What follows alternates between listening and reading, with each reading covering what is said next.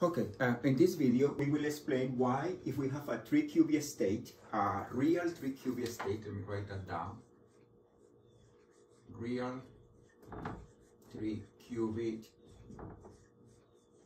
state, and by that I mean that each one of these amplitudes, C000 up to C11, all of these amplitudes are real numbers. We will call that a real 3-qubit state. We will show that if we have a real 3-qubit state, then up to local gates that can be written in this form, where each one of these lambda I are real numbers. Essentially, the theorem says that up to local gates, we can make this coefficient equal 0, and we can make this coefficient equal 0, and we can make this coefficient equal 0. We can make this one, and this one equal 0. Notice that the local gates are not any local gates. They are local gates that are in the orthogonal group. More precisely, they are just rotation, R-wire rotations, which they are given by this 2x2 matrix. Before I continue, let me explain some facts about 3-qubit states. Let's suppose that we have a general 3-qubit state. That means that we have that these amplitudes are complex numbers.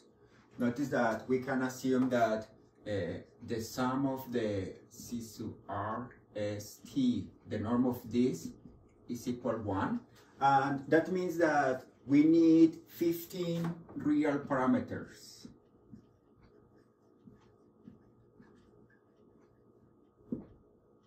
To describe a 3-qubit state. This is a complex number, so we need 2, and then we need 2, 4, 6, 8, 10, 12, 14, 16, but this condition reduces the number of real parameters by 1. Then we need 15 real parameters to describe a 3-qubit state. And we say that two 3-qubit states define the same entanglement if they are connected like this. We have a 3-qubit state, and we have another 3-qubit state, and if there is an 8x8 matrix of this form, like U tensor with B, tensor with W, such that these are what are called local gates. That means that U, B, and W are 2x2 unitary matrices. They are unitary matrices. We can describe this set of matrices using 10 real parameters.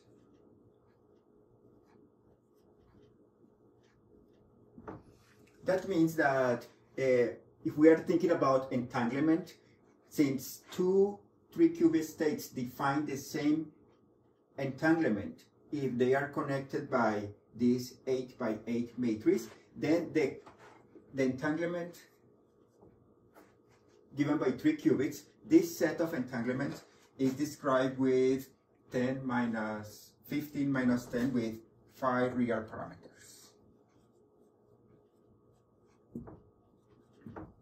And in this regard, in physical review letters 2000, it was proven that any 3-qubit state, in general with complex numbers, up to local gates, they can be written like this, like lambda 1 0 0 0 plus lambda 2 e to the I theta 1 0 0 plus lambda 3 1 0 1 plus lambda 4 1 1 0 plus lambda 5 1 1 1, with the property that all the lambda i's and the theta are real numbers, and the sum of the lambda i's square is equal to 1. Notice that here we need 1, 2, 3, 4, 5, 6 real parameters, but there is this condition, then this is described by 5 real parameters. And for that reason, it is natural to call this the Schmidt representation of a 3-qubit state. And this is the Schmidt representation of this 3-qubit state. As an example, if we have this 3-qubit state, think about this one, 1 over the square root of 5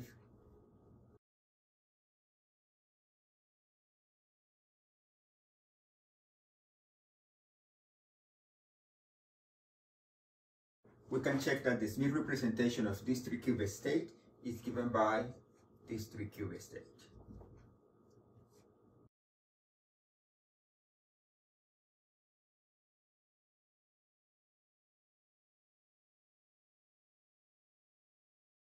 Let us think about 3-qubit state that has real coefficients, real amplitudes. Let's suppose that we have a 3-qubit state with real amplitude.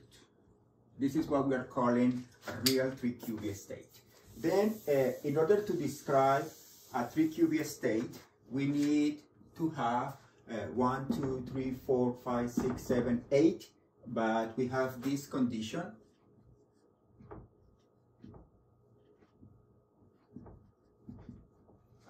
And then we need 7 real parameters.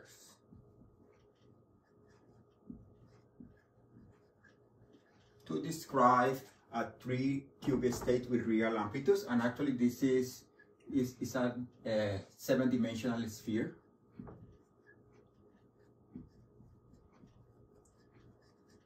And we're going to say that 2 3-qubit states define the same real entanglement.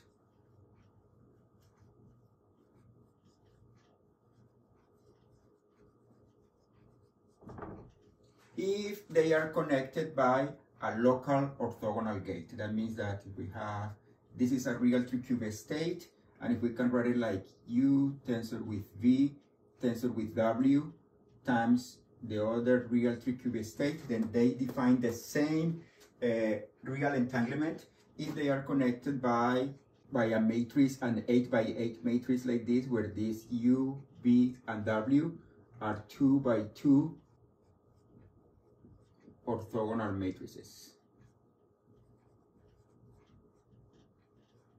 The orthogonal matrices, an example of an orthogonal matrix is the Ry of theta, the rotations. And this is described with 3 real parameters. These 8 by 8 matrices are described with 3 real parameters. That means that we need to describe real entanglement. Let's define that set like this. We need 7 minus 3 equal 4 real parameters.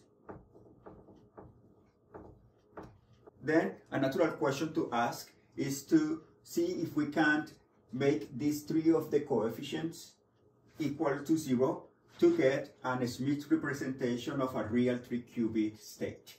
The first natural choice is to make this one equal 0, this one equals 0, and this one equals 0, so that we get something similar to the general case in which we are assuming that the coefficients are complex numbers. But this example shows that it is impossible to do that. Somehow the Schmidt representation for 3-qubit states is unique, and for that reason the fact that this 3-qubit state can be represented like this with a complex number here indicates that it is impossible to find 3 orthogonal matrices such that this 3-qubit state is taken into something with this coefficient equals 0, this coefficient equals 0, this coefficient equals 0. Then we need to find out if it is possible to find 3 amplitudes that can be made equals 0 after a local orthogonal gate. There is a first result that says that we can make this coefficient equal 0 and we can make this coefficient equal 0. And here is the way to do it. It says that if we have a general 3-qubit real state, all of these are real numbers, then if we perform this circuit like this, like Ry of theta 2, here the identity, and we apply this rotation to the qubit 0, then this can be taken into a 3-qubit state like this, like x1 0 0 0 plus x2 0 1 0 plus x3 0 1 1 plus x4 1 0 1 plus x5 1 1 0 plus x6 1 1 1, where these are real numbers and where the sum of the x to I squared is equal to 1. The way to find this theta 0 and theta 2 is relatively easy. For example, to find the theta 0, we solve this equation.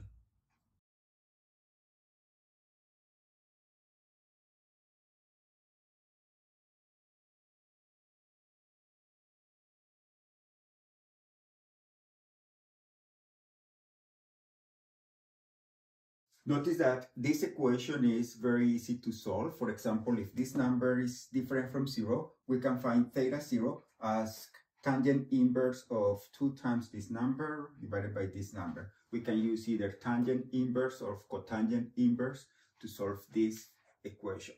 And once we find theta 0, we can find theta 2 by solving this equation.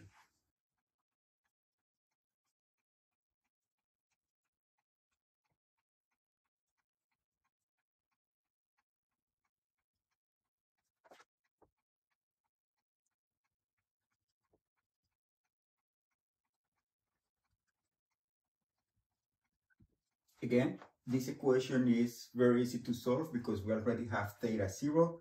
Then this is a number known. This is the known part. This is a number known, the known part. But then we can use arctangent to solve for theta 2 or arcotangent to solve for theta 2. We will finish this video by explaining how it's possible to go a little further and make this part equal 0. Then we can make this equal 0, this equals 0, and this equals 0. In order to do that, the technique that we use is the following.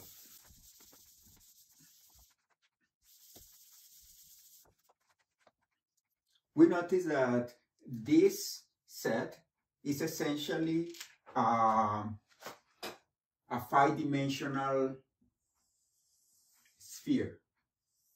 We have a 5-dimensional sphere described by x1, x2, x3, x4, x5, x6, and we have that a 3-qubit state here defines some entanglement. But since we know that this set, the set of real entanglement defined by real 3-qubit states, this is a 4-dimensional space. It's described by 4 real parameters. Then for every 3-qubit state here with real coefficients, we can find a curve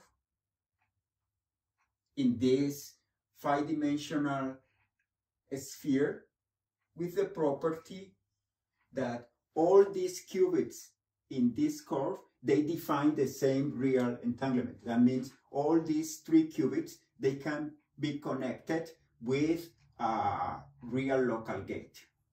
And then what we do is we study these curves, and we find that for any 3-qubit state, we can find another one with the property that this one is equal to 0.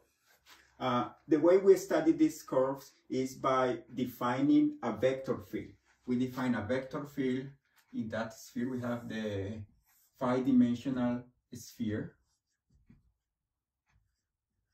And then for every point, we define a tangent vector field x with the property that when we integrate that vector field, we get exactly the collection of qubits that define the same real entanglement. We get 3 qubits that are connected by real local gates. And this vector field is easy to describe. It's just a vector field like this: is x2 times x1 squared minus x4 squared. And then we have essentially each one of these entries is a homogeneous polynomial of degree 3. Essentially what we are doing is we are describing these curves that define the same real entanglement by solving a differential equation. The differential equation is given by x1 prime equal to x2 of t times x1 squared minus x4 squared, and so on. An observation is that the techniques used in Physical Review Letters 2000 is very different from the techniques that we need to use to deal with real 3-qubit states. And one of the reasons is because when we are dealing with the complex numbers, we have that every equation like this, like c squared, ac squared plus bc plus c equals 0. Every quadratic equation has a solution in the complex numbers. This always can be solved in the complex numbers, but not in the real numbers. That's the reason why the techniques are very, very different. Then essentially what we have done is we have shown that if we have any 3-qubit state, then we can find a local orthogonal gate such that this one is equal to 0. For that reason, we call these coefficients, we call them lambda 1, lambda 2, lambda 3, lambda 4, lambda 5, with the property that the lambda I squared is equal to 1. And for that reason, since it matches the dimensions, we need 4 real parameters to describe real entanglement. Then we're going to call this the Schmidt representation for real 3-qubit states.